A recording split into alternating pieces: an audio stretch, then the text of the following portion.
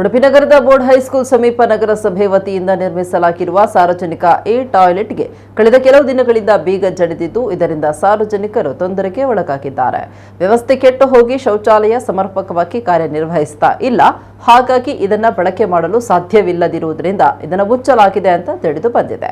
Service bus ನಿಲ್ದಾಣ, ಮುಂಬೈ ಮತ್ತು ಇತರ ದೂರದ ಪ್ರದೇಶಗಳಿಗೆ ತೆರಳುವ ಬಸ್ಗಳು ಇಲ್ಲಿ ನಿಲುಗಡೆ ಆಗ್ತಾ ಇದ್ದು ಹಾಗಾಗಿ ಸಾರ್ವಜನಿಕರ ಓಡಾಟ ಈ ಭಾಗದಲ್ಲಿ ಹೆಚ್ಚು ಇರುತ್ತೆ.